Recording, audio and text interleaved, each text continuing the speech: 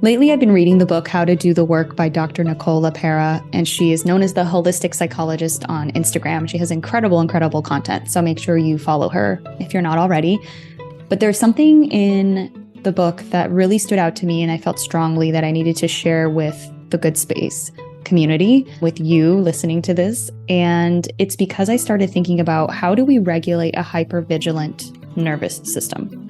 So a hypervigilant nervous system is where one constantly feels the need to be on the defense, to get in fight or flight mode. They don't feel safe in their environment, and it feels like everything triggers that feeling of not feeling safe. And so I have felt that for many years and have been working on it. And it was only until recently that this very clear verbiage came into my radar, right? So hypervigilant nervous system, I hadn't heard that before. And it just hit the nail on the head for me. Like, this is exactly what I've been experiencing. And so what it comes down to is, first, I wanted to share what the sympathetic versus parasympathetic nervous system is and how the brain can use its reset to basically get to higher executive functions where we can feel safe and calm. So I'm going to grab things from the book. I have it here in my hand as I speak about it. So hopefully this comes out somewhat making sense. So first, we have this thing called the vagus nerve, which is from the brainstem all the way down to, as I understand it, down to the base of your spine. And so it basically acts as a neutral brake, is what Dr. LaPera says. It keeps us calm and open, and it helps us to be our most social selves. So when the vagus nerve is activated and it enters its defensive system, fight or flight responses can manifest themselves almost immediately. So as soon as it's activated, boom, you're in that fight or flight mode. So basically, the vagus nerve is involved in both functions. It's there as a neutral brake, keeping us calm and open when we're in homeostasis, and it helps us be social. But then it also, once activated, it triggers that defensive system. Basically, we want to make sure our vagus nerve is toned, that we're doing things to keep it in that neutral brake scenario rather than the defensive fight or flight response. And so I want to break down those two systems just a little bit. I just think it's so interesting, and hopefully this helps in some way. So the autonomic nervous system is constantly scanning our environment for cues. And it uses something called neuroception, which is what Sarah Baldwin has talked about, who we've had on the podcast, and she's amazing. It's a sixth sense that operates outside of our conscious awareness to assess the environment, put people, places, and things in one or two boxes. I'm reading this from the book directly, so make sure you buy it if this is resonating for you.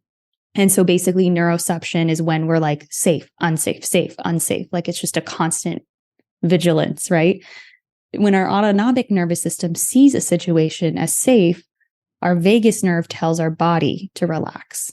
And so that's when the parasympathetic nervous system, which is called the rest and digest system, kicks in. So the autonomic nervous system is like the umbrella, right? And then under that umbrella is the parasympathetic nervous system, which is rest and digest, which kicks in from the vagus nerve, telling us to slow down, to relax, to rest. Our smiles seem more authentic. Our voices sound melodic and friendly. Our hearing improves, which I thought was very interesting. And then we're better able to hear calm human voices. So fascinating.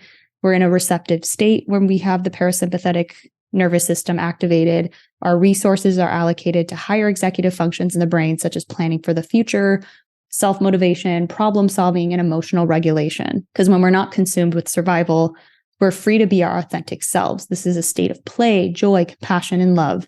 These are all key states that Dr. LaPera says for achieving milestones in neurological and behavioral development in childhood.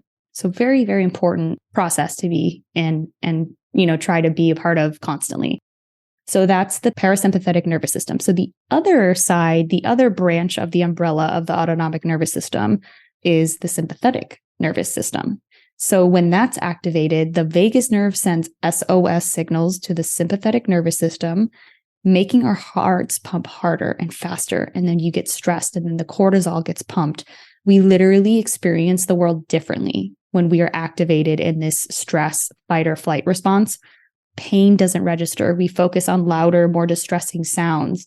We lose nuances in our sense of smell. Again, I'm just reading things from this book because it's just perfectly said.